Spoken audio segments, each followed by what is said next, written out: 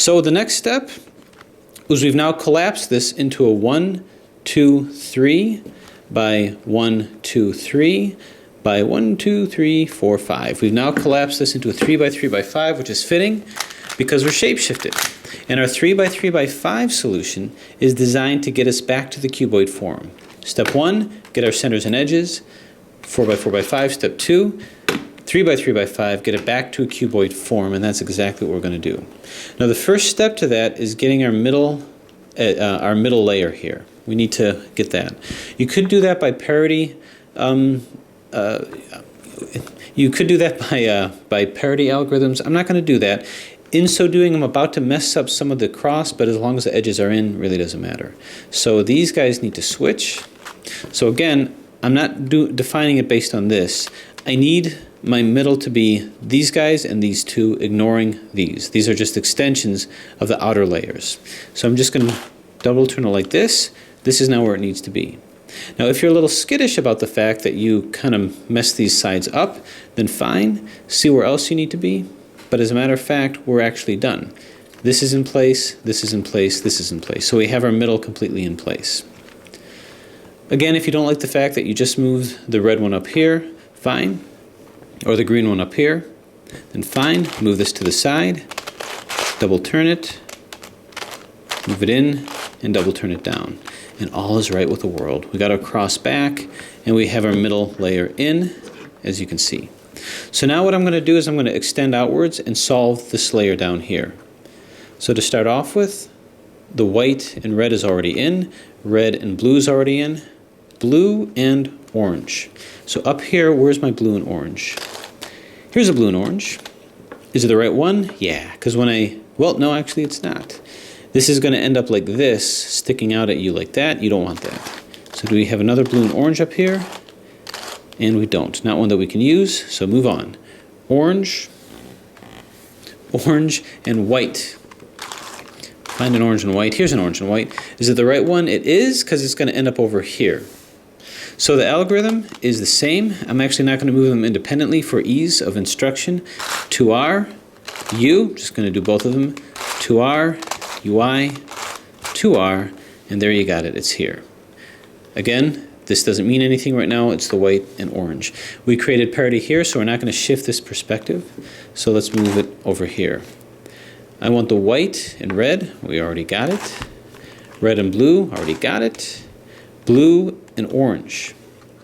Well, here's a blue and orange, and this is actually the right one because this is going to flip down to here. 2R, U, 2R, UI, 2R, and we're good.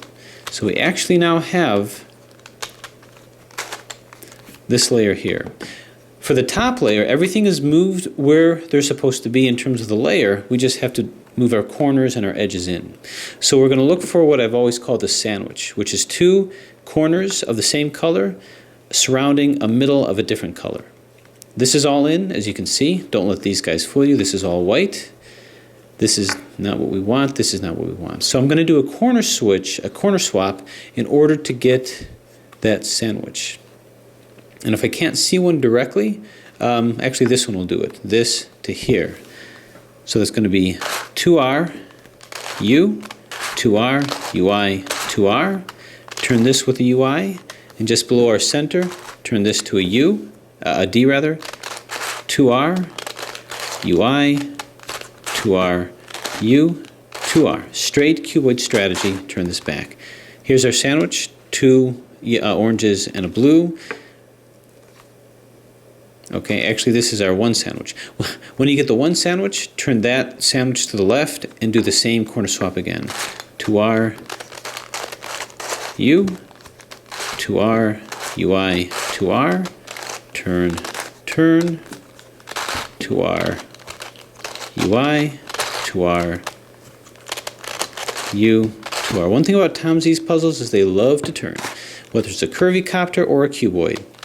So two whites and a red, two reds and a blue, two blues and a yellow, orange, two oranges and a white.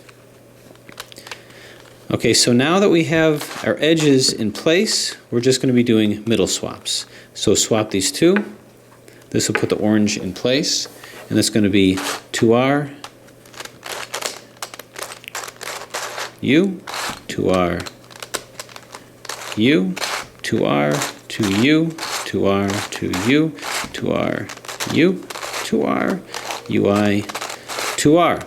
Effectively puts the orange here, creates parity over here, so we keep going with this in perspective. So now I'm going to move the white one. Well, let's do this. This red one will come here, this blue will come here.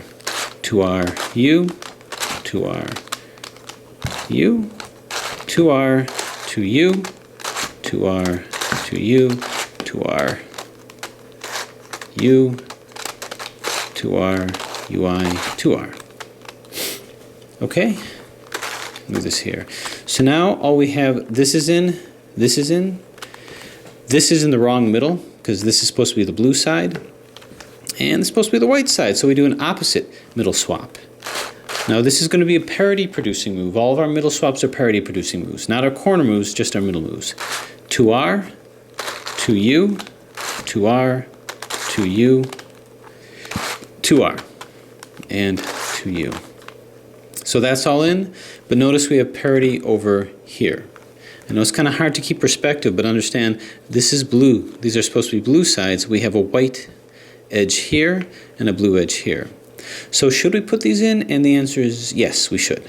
Now, something I should mention in terms of parity algorithms, we've seen these before. This is the 2U, 2R, 2F, then 2U, and then another 2U just above that, and then 2F, 2R, 2U.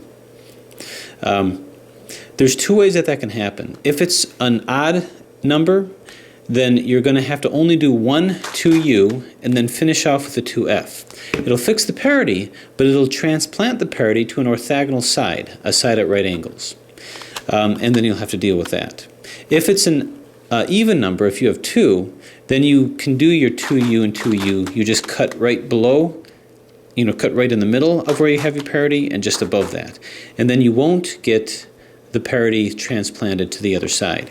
But in this case it doesn't matter, because if I have an odd number here, it's going to be transplanted to an even number here, then I can just fix it and be done with it. It's going to make more sense later, but suffice it to say we're going to fix this parity now. It's an odd number, so I'll show you the variation of that, which I accidentally came up with, I think, when trying to solve the 4x4x5. But that's holding it here with the parities on either side, right and left. 2U, 2R, and then 2F, and this has to be the F on both sides, 2F, then just one 2U, then finish up with a 2F, 2R, 2U, and finish with a 2F. So that fixed the parity over here. Yeah, it created parity here, but we don't really care about that yet. We could fix it, if we wanted to, by doing the same thing only with an even number. And just by way of illustration, that's the same algorithm but split down here. And that's going to be 2U, 2R, 2F, and then 2U. And in this case, you do the 2U, then 2F, 2R, 2U. That fixes that parity and will not create another parity on the other side. That was just by way of illustration. It's going to become important with our last step. Okay, so basically we have these two in. Now we just do the top and the bottom. So over here, these two segments are going to be defined as the green, orange, and blue. Green, orange, and blue. So that's going to belong right over here. Green, orange, and blue. 2R. Yeah, let me make sure something. Yeah, we're good. 2R, U, 2R, UI, 2R. Lo and behold, there it is. There's our parity, so we don't move from this spot. But we do have the green, white, and orange. And that's going to be, I think, over here. Orange and white, green, so that's this one. So do it again. 2R, 2U, 2R, 2U, and 2R. Fixes the parity, puts this back in, and kerplop. What else we got? Green, red, and blue, which fits nice snugly over here. 2R, U, 2R, UI, 2R. Puts that in, creates our parity. No worries, red, green, and white, which will fit real nicely over here. 2R, U, 2R, UI, 2R. Standard cuboid strategy. All this is in. We've got our bottom layer in, and we fixed any parities that are there. Finally, top layer, same thing. Any sandwiches here? Sandwiches, sandwiches? Nope. So we got to create one. Actually, we're sure that we got this? Yeah, we are. So again, we don't worry about these middles. That all comes with parity fixing last step. So, you know, it really doesn't matter. You can do any corner swap. It's going to be somewhere. So this moves as 1, 2R, U, 2R, UI, 2R, UI, D, 2R, UI, 2R, U, 2R, move this back. So where's our sandwich? Right here. 2 whites and a red. This is going to be at our left side. Do the same thing. 2R, U, 2R, UI, 2R, UI, D, 2R, UI, 2R, U, 2R, move it back. Everything's a sandwich now. So all of our edges are actually in. We just have to swap middles. And the only middle that we need to swap is these two, red to here, blue to here. So let's do it. 2R, U, 2R, U, 2R, 2U, 2R, 2U, 2R, U, 2R, UI, 2R. So that's good. We did create parity here. So I'm going to demonstrate that concept that I was talking about. This is an odd numbered parity. With an odd numbered parity, what I'm going to do is go right above the entire parity, and that's going to be the one U move that I'm going to do in the middle. It's going to then transplant the parity over here, but that's okay. It's going to be even number, so I can split it right in there and go above and fix it. So let's do it. So 2U, 2R. Now I'm ready to just move this one. 2F, then just one 2U, then 2F, 2R, 2U, and in this case finish up with a 2F. Our parity here, as you can see, is fixed, but it was transplanted up to here. But because this is even number, I can now split it down here with my middle 2U, and then up here, and everything will be fixed. So 2U, 2R, 2F, and then 2U, then split it above here, 2U, 2F, 2R, 2U, and we're good. So that is the end of phase 2. Phase 2 is the 3x3x5 solve. Once we've done that, you can see where we're at. This whole top part is now solved, these middles are solved, and this middle is solved. So this now begins our 3x4x5 strategy, which is all basically parity algorithms. This is the fun part of the puzzle because it can come easy or hard, and you never know what situation you're going to end up with. Honestly, the first 2 steps were really just quite robotic. You're just putting things in ways and strategies that you already know. It's all very straightforward. Here's where you have to variate things a little bit. So looking at this, well, this is obvious. I'll just put this like that. This looks like it belongs over here. Then I analyze the parity situations that I've got to see exactly what I can do. Now, this is kind of unique, this little dot facing me, but anyway, I see parity here and I see parity over here. So I'm going to be an opportunist and try to fix parities with algorithms that I know as much as I can. So I'm going to move this up here just so I can put these middles in. So I'm going to hold it here, and you may say, well, aren't you going to mess things up here? And the answer is probably, but then I'll figure a way out of that. So what I'm going to do is with these here and this here, this face is on the side. Now, when I do this, my F move is going to be split down here.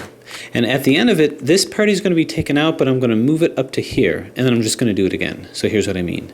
So 2U, 2R, and then split it here, 2F, and then 2U and 2U, because it's even number, then 2F, and be careful to do that, 2F, 2R, 2U. As promised, that parity is taken out and it was moved right to here, so I just follow suit, do exactly the same thing. 2U, 2R, 2F, 2U, 2U, got a little rhythm to it, 2F, 2R, 2U, and we're good. So now we just reanalyze. Now I'm going to put this back. What about these two? Now, I can't say I'm completely prepared for this because I've never seen this before. What am I going to do with this? Well, let's look at what we're dealing with. Let's just look at it like it was a parity. And this is a odd-numbered parity, so I'm just going to treat it as such. What I'm going to do is I'm going to split it over here and only over there. Just like if it were all these three, I just split it over here and see if we can exchange these. What's probably going to happen, my prediction, is this will be fixed, these two will be fixed, I'll move it up to here, and I'm going to end up with parity orthogonal to that over here. But then I'm going to fix this, and that's going to be fixed. That's my prediction. Let's see if it works. So that's going to be 2u, 2r, and then 2f split down here, 2f, then just 1, 2u, because it's odd numbered.